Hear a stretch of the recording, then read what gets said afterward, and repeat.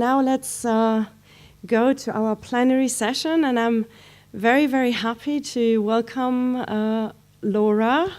Laura, I've actually known Laura Walker McDonald for quite a while. I think it's 7 years now. Yes, I'm sure it's 7 years. And she has had different hats during these 7 years, and I've encountered her in different functions and different roles. But every time it always has been a super rich exchange. She always was super helpful, enthusiastic. She helped us along as CEO of Frontline SMS at first, when we deployed a solution in Kenya, and she helped us to tweak it so that we could really run it. That was really great. And then later at SimLab, where we had a project together. On context assessments, and that was also excellent. And she always has very good ideas and is well spoken, so we are super happy to have her to open this debate. And now this time as director of GAHI, talking about scaling, and that's also a very important topic. And with her hat as a committee member of the HIF, the funding committee, isn't it? You, of course, have quite an insight on scaling innovation, since it's one of the core topics of the HIF funding. And so we'll be very excited to hear what you're going to tell us about that. Thank you. A round of applause for Laura. All right. Is this one on or no? Can you hear me if I use this one? Yes. All right. So good morning. How's everybody doing? More coffee needed, I think. Unfortunately, they don't let you bring it in here, which is the problem. So, yes, I work for the Global Alliance for Humanitarian Innovation, GAHI to our friends. I'm also on the funding committee of the Humanitarian Innovation Fund. It's true. I can't answer too many questions about that, but I will try.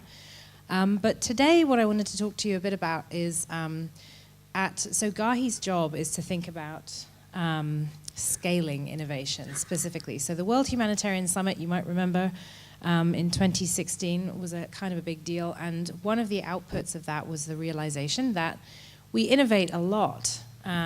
We are trying new things, we're piloting, we have funds and incubators dedicated to that, we have labs and hubs and who knows what, but very few of those innovations actually make it to scale.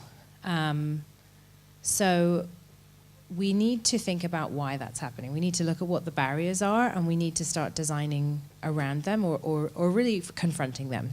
And one of the things I think that's interesting about working in innovation, which is kind of a big catchy term right now, but I think what innovation means really is doing things differently.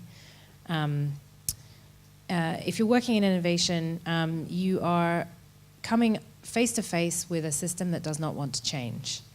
And really, systems are made up of organizations which are made up of people. So a lot of this is actually about you and I. These are decisions that we can make. And many of us work in larger organizations. Many of us work in smaller ones that are trying to work with the larger ones. But it's the political economy of this that gets really tricky. And a lot of GAHI's work focuses on that. So what I'm going to present today is one of the frameworks that we've been developing to help think through where some of these challenges lie. Anyway, this is a bit about what we do. Essentially, GAHI is sort of the answer to the realization that we have a process, a procurement, and a political problem with innovation. So we don't really know how to help innovation scale. We don't really have a way to help fund and incubate these businesses in a successful way within the system. And the political economy problem is real. So GAHI was created to try and solve these things, and we've been narrowing down exactly the what of what we're going to do. We're a small team. There's only about 10 of us, but we're global. We're all remote. We're based in DC, Washington, DC, in New York, in Ottawa, in London, and Geneva. And we together help put together processes that drive a collective approach within the humanitarian sector. So working as much as possible as one system to scale innovations. Coming together to agree standards and principles and frameworks and platforms that help innovation to scale and to reach more people. And actually, where necessary, sitting down to develop some of the tools and frameworks that can help. And this is an example of one of them. So This is not my stream of work. I'm presenting some work that colleagues have written, but to an extent, everything is a collective action with GAHI. So one of our streams of work is we're calling pathways to scale. So really trying to deconstruct the idea of what scaling and innovation is in our minds. I want to tell you about it today and invite you to sort of test it out in your mind, and maybe we can talk about that a bit if we have time. And show you what some of our recommendations are as a result of developing this framework. So one thing before I start, I've mentioned barriers to scale a lot. There's a good report that came out a couple of weeks ago, Too Tough to Scale, from ELRA, which is the organization that houses the Humanitarian Innovation Fund and actually also administratively hosts GAHI. That's the URL for the report. I'll tweet it later on. But if you just Google Humanitarian Innovation Fund's Too Tough to Scale report, you can see it. They have actually 13 challenges in 5 areas to scaling innovation that they've come up with. And this is a summary, so I'll just run through these really quickly. So when we innovate, when we come up with things, we're piloting, we're doing, let's fail fast, we're putting together a prototype, we're throwing something out there and being agile and seeing what works.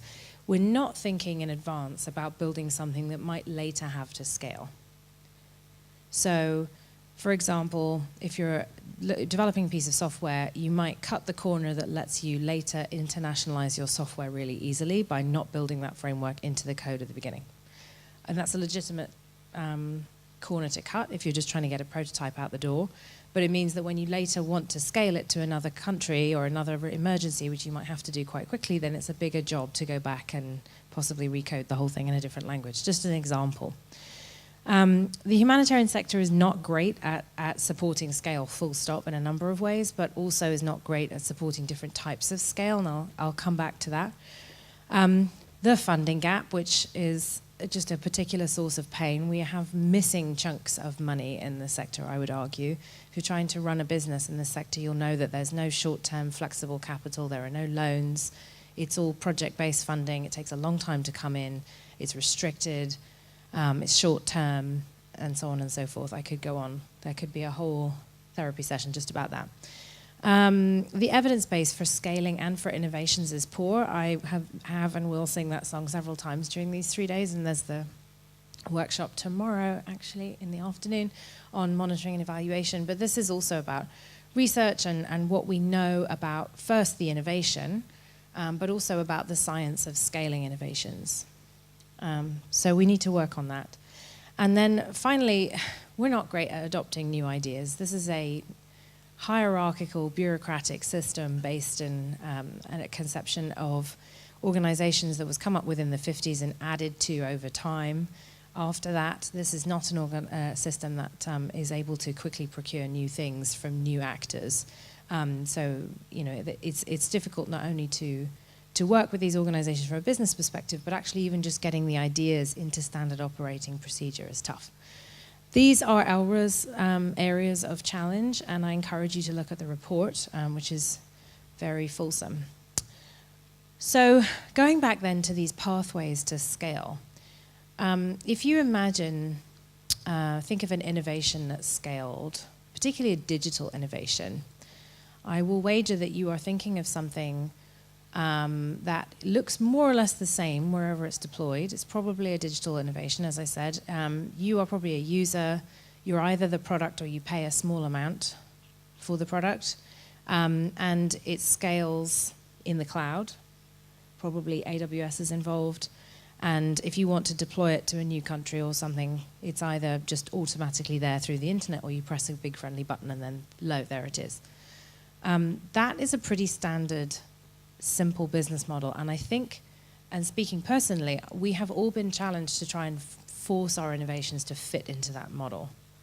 So you've come up with a new idea, let's hear how you're going to make it appeal to lots of users and for your business model to be based on those users in some way, whether they're paying or whether they are the product. And let's hear how you're going to scale it to multiple countries and make it replicable, make it easy to start up in a new country. And I really don't want to hear about something that needs to be intensively adapted to fit each new context. And I particularly don't want to hear about having to have boots on the ground to do that. I don't know if this sounds familiar to you, but this has been essentially the last 8 years of my life. So maybe not. But that's definitely one of the pathways, and I'll show you it mapped out in a second. And I think it's the one that we most often assume is going to be the case and that most funding is geared towards, and most incubators are geared towards. When you go through these incubators, many people are trying to get you to think in this way. I would argue that it's really quite unlikely that that's actually going to be your model as an innovator, or the model of the innovator that you're working with. So we're trying to break down these pathways in order that we can acknowledge these things about what they need. Different businesses and innovation strategies for adoption and scale. So a different pathway will need a different approach to getting it to scale. You'll need to have different skills at every stage of the process, at every stage of building and designing and growing your business and your innovation in order to get it to scale, because of those different strategies that are necessary. You'll have to do different things. Your pathway might change in time, it might be fast or slow, and the innovations might need different help to scale. So the sort of standard offer issue, a little bit of core funding and lots of business support might not be the right offer for you. So let me show you the model, and then we can go back to those things. So it's slightly cut off by the top, but don't worry about this. And I would also say that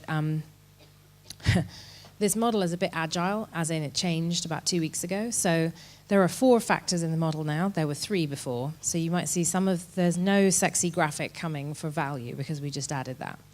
So bear with me while I talk you through it. So these are the four factors. The first that determines the pathway to scale is value. And you have to demonstrate this at pilot phase. But it has to hold true as it scales. What is value? Impact, really. Does it actually help? Does it do something good on the ground? Can you demonstrate it at the pilot phase, and can you continue to demonstrate it as it scales? It's very unlikely that you might try and scale something that's doesn't show value. This might also be about how easy it is to demonstrate value. Do you need some kind of RCT business to show that your innovation works? The second is difficulty. So this is about what you're trying to change. And one of the things that we see is that innovations are very often incremental improvements to the status quo. So they're process improvements or product improvements that help people deliver humanitarian aid as we do now. So they're faster horses, essentially. In that old adage about faster horses in motor cars, these are the faster horses. So this might be a new system that lets you manage invoices with local contractors better.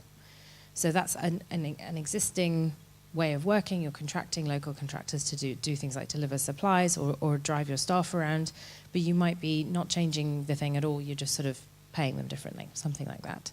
It's using blockchain to run a database, is another way of thinking about it. Difficult is when you're completely disrupting the way the humanitarian sector functions. So you are perhaps disintermediating or going around many of the actors that exist in the space. So an example of that might be cash. So you're not delivering in-kind aid, you're delivering money, which then people make their own decisions about. Or you might be taking one step further and thinking about something like Give Directly, which gives money directly from a donor, individual donor somewhere in the world, to someone who needs the funds directly, family to family. And that's very disruptive because it does cut through all of this architecture that we've built over the last 70 years. So depending on how much you're disrupting, it can be either at the bottom here, nice and easy, so you're selling into a system that understands what you're selling. You might be trying to create the marketplace that you're selling to, so making the case for something you want people to buy, or you might be actually completely disrupting the sector and doing something that actively vested interests currently do not want or might not understand. And that is a major part of what might be different about your innovation. And you can see how that might make it different to try to be in the humanitarian sector selling that innovation. Sustainability is another one. I've mentioned a couple of times the business model. So if you are, you're developing something that someone might pay, like a new type of jerry can that you could imagine selling for a couple of cents, for example, that a beneficiary might pay for, or some of these sort of committee-type Watson models where communities pay, or something where there is budget and because you are making maybe an existing system or an existing process cheaper. It's in the budget for the humanitarian agencies to pay, and there's some kind of easy business model that you can demonstrate value for money. You can make the case, you can make the business case to somebody in the system, and the business model makes sense. If you are looking further up here at the sort of the more difficult end of sustainability, you've got an innovation that genuinely creates value, that could be transformative for the system, but which doesn't have a business model right now. Perhaps it's just a public good. Perhaps you're talking about developing the kind of platform, the kind of open source software platform that other softwares and innovations can be built upon. Maybe you're talking about something like extending mobile telephony infrastructure to the genuine last mile, to the north of Niger or something, where there is no coverage and there's no business model for it. So maybe then we need to mobilize funding to pay for these things that are just public goods and should exist because they should exist, but can't in the current market. And then finally, variability. So I mentioned this before too. So it's really nice if your innovation is like Facebook and you just change the language and it broadly works the same wherever you are. That's kind of the holy grail, and you really feel this thirst for that kind of big friendly button, press it, and then it's everywhere kind of innovation. In my experience, very, very few tools are like that, and you usually have to have some kind of on-the-ground capacity to roll out the thing, to do community sensitization, to do marketing for it, to change the way that businesses run in the last mile, to change the way that humanitarian organizations operate on the ground. And those kinds of things they just sound expensive because they are. And they also sound a bit sort of participatory development and unfashionable, and it's really hard to sell those kinds of things. But actually, in my experience, that's what many innovations need in order to work. Or you need to have sort of a user-centered design process that's focused on a new country in order to align your product with its new marketplace. For whatever reason, context really matters to the success of many innovations, and our current default scaling model does not recognize that. So an easy thing here would be something where it doesn't require that, where it does sort of scale to a new context or a new market without too much change. And something it could still be extremely impactful, but need a lot of change to make it really work. And that's a highly variable. Variability is high there. It needs to be amended a lot to work in a new context. So that's the model. Let me break that down a little bit. So this is the first one. These are some of the questions that you might want to ask around value. Has the innovation demonstrated its value beyond the pilot phase? Sometimes things fall down when they leave the pilot phase. They stop demonstrating value because there was something about the pilot where it really worked. Often that's context. Often it's one evangelist who just killed themselves and made it work. Can the innovation support new types of users? Can the proposition be changed? Is it something that's really only valuable in its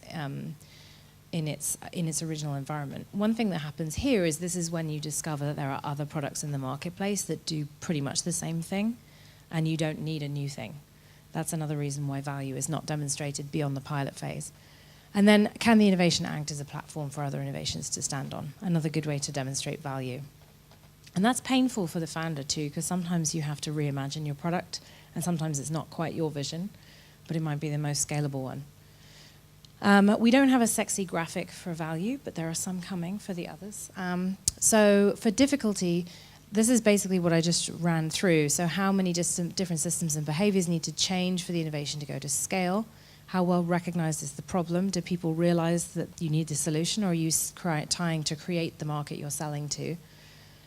What do we need in terms of new supporting business skills? If you work in data, you'll know there's almost no supportive marketplace in terms of skills in the broader humanitarian sector, and so that's a challenge.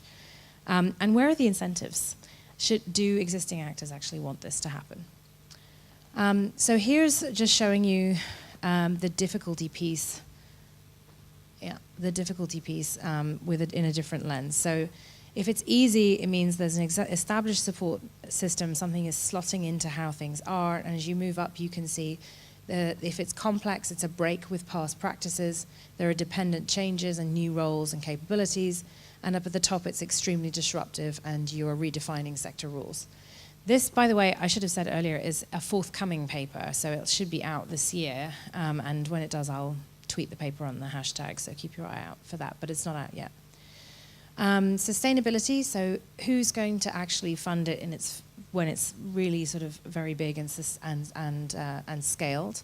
How can you spread the ownership of that solution so that more people are contributing to the pot? And who's going to actually pay for it if the beneficiary is neither the product nor the payer? So there's sustainability broken down, and for each of these factors, we've broken it down into the sort of different component elements of it. And then for context, for example, can a solution that works in one setting be used in a different setting and still add the same value? How much do you need to amend it? What prior activities, like getting local government sign-off, need to be newly undertaken in a new context? We sort of assume that rollout is just the technical rollout, but actually there's 6 months of work that needs to be done before you can do something in a new context. And then this is sort of a complex thing, but there's a thing about how much adaptation a solution can actually weather, how much it can really take before it just isn't worth it, and it's easier just to use something else and start again, or to use what's there already. If you have to make 6 months or 18 months worth of changes and improvements to a platform before you can scale, and you've only got a 2-year program, is this going to be the right fit? This is another reason that funding, project level funding, doesn't really work for this kind of thing. So these are some, this hopefully might help you to understand the model a little bit more. This is the graphic that I promised, which tries to outline the sort of classic model that we've been working with for all this time. So it's kind of maybe reasonably easy to make the change. You've maybe got to go in and do a bit of training, you've got to do some sensitization, but it broadly reflects the existing humanitarian sector, and you're not trying to completely change. You're trying to slightly amend the way the wheel runs rather than breaking it. It's not particularly changeable per context, so you can use the same thing and it broadly is the same wherever you're rolling it out. Fine, that's relatively easy. And the end user is either a good saleable product, i.e. it works with a humanitarian budget and you can make the business case for a humanitarian organization to pay for it, or the end user themselves can pay. That's pretty much what we've been making scaling support work for all this time. So now I've explained that there are 4 parts to this model. You can imagine how few innovations actually fit that bucket, not many, and why this has been so hard. So here's another one, for example, where you've got something that's very simple in essence, but needs quite a lot of amendment to make it work for a different context. So, and it also then doesn't really have a business model. It's not really very easy to make the business case. It's not easy to fit it into existing paradigms and budgets. The end user can't pay. So how then do you make that one work? It's not to say it doesn't have value. I think value is a sort of prerequisite, really. If you're not demonstrating value, you shouldn't get to the second part of the test. Many innovations can actually get a reasonable way down this path before they realize they don't have a business model, or that they can't adapt it or replicate it to new contexts successfully. So you might actually get a long way down the pathway before you figure out that you've got something that won't work. That's very painful. And it's why things suddenly sort of stop being updated or stop getting funding. And I think often we get to that point where you've had maybe 2 rounds of funding, you can't get a third, and maybe it's because you're getting to a point in the pathway that you can't surmount because you weren't thinking about sustainability or variability, particularly variability, I would argue, at the beginning. So what we want to do now is to test this framework, and perhaps, I don't know that we've got that much time for Q&A, and I actually have no idea. But I will find out in a second. But you can think about an innovation that you know and love, or love to hate, or feel ambivalent about, or whatever, and think about where it fits in this framework. I'll flip back to it in a second. But does it have and demonstrate value beyond the pilot phase? Can it be made sustainable? Is it changing the system that it's built, trying to sell into?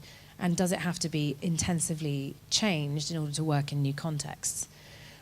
When we have tested this model, and if we think it might evolve a couple of steps. We might change the methodology or sort of some of the proposals around it. We can then start designing support that would work for different variables within this model, and understanding what some of these different pathways might need. We also, GAHI is working on this, need to have supportive frameworks to make sure that we are innovating ethically and that we're generating a responsible evidence base around it. And we need to change the funding pools. We need to have more and better funding for this stuff, so that wherever you fall in the model, within reason, we can get you some funding that might help you. And we need to be more supportive of things that are truly disruptive. Sorry. It's really difficult if you are trying to transform the humanitarian system to sell into it. But arguably, those are the innovations that we really need. And that's it. Thank you very much, Laura.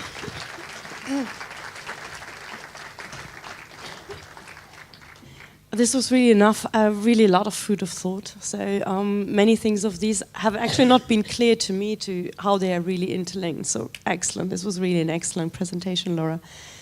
Do we have time for a little bit of questions now because we did start late. So yeah, just a few. Just a few. So are there some questions? Here we have another mic.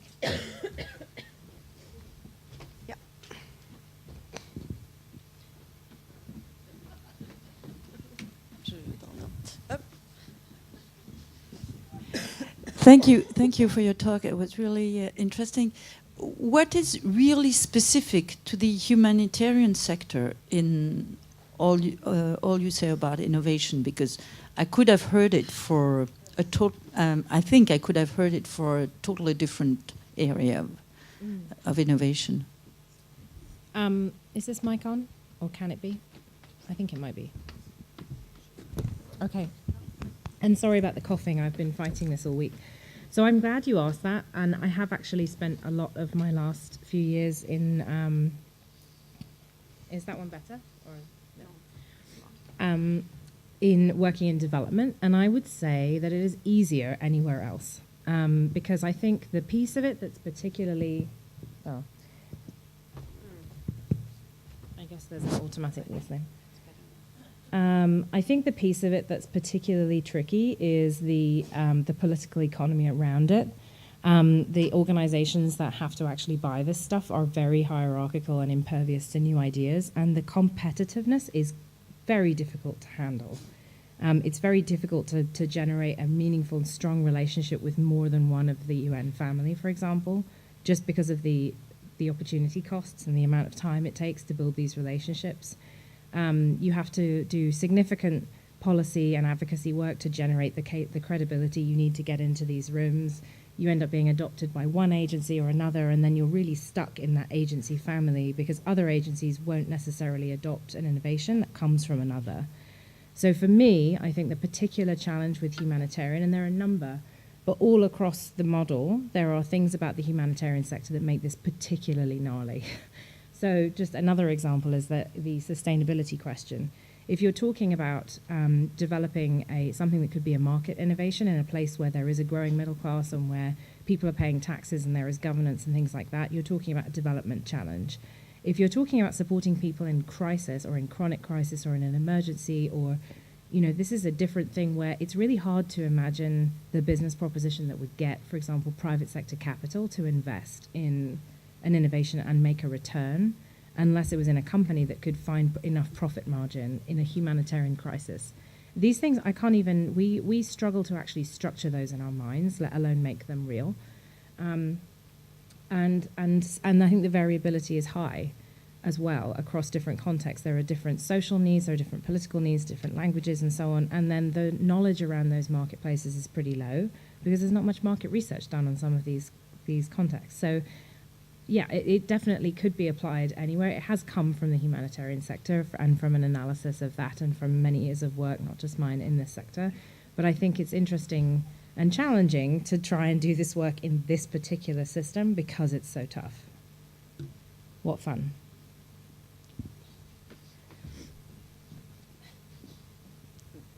This will be the last question because we are running out of time. But I'm around. Sorry, guys. Yeah, in fact, I had two questions, but the first one perhaps is I like some coffee this morning, but I didn't get if you integrate in this framework of thinking, which is very nice, by the way. Thank you very much. The fact that the technology is really moving fast, and sometimes the innovation that you try to scale up can be completely even changed by new solutions. So where is it in part of this framework of thinking? And my second question perhaps is just, do you have some example of the full pathway? And with this example, what is your experience with the time it takes to reach the full pathway? Great questions. I wonder if it's useful to think of and you can't really, because that's the point of a totally transformative technology, is one can't conceptualize it until it comes. But let's say a totally transformative new capacity of battery or something. Like to imagine that going through the pathway rather than fitting transformativeness into the model. Because I think that's most clearly in difficulty, because difficulty in this model, and they've changed that slightly, I think, the terminology, so I don't know, I might suggest that they change it back, but the difficulty piece includes the sort of whether it's trying to disrupt and transform the system, or whether it does that by effect, and therefore whether sort of existing actors would have the incentive to adopt it. So it's interesting to think through sort of how that might work, and that would be, I presume, a very easy thing to sell. And Facebook also was not a difficult sell for development or humanitarian aid. It's kind of happened organically because it's where the people are. It's other things, I think, like, you can look at innovation. Innovations are actually product innovations, process innovations, procurement innovations, so different ways of buying things, or they're political, sort of paradigm innovations, so the way we think and talk about something. And some of those are harder to sell than others because they involve completely changing the way we think things through. Those are the ones, and if they're really targeted at very low-income groups, then it's hard sometimes to think about how we can fund them. So it's, I think it's interesting to think through, as I said, a number of different things that you might have imagined and see where they fit in the model. So these, let me just, oh no, I've gone the wrong way. These are some of the illustrations of an unspecified innovation going through the model. Sorry, it's just, we're nearly there. There we go. So that's an example of something like WhatsApp, for example. So it's relatively simple, very sustainable, very cheap, and end user pays. Makes complete sense. Or it's built into enough business models that it's just a very easy thing to adopt. So that's another one which is maybe sort of less sustainable and hasn't, we've seen a number of things that have great promise but haven't found a business model end up in this sort of limbo. And so we just have to find better ways of supporting those innovations to really land some impact. Great. Thank you, Laura. Round of applause once more for Laura. Thank you very much.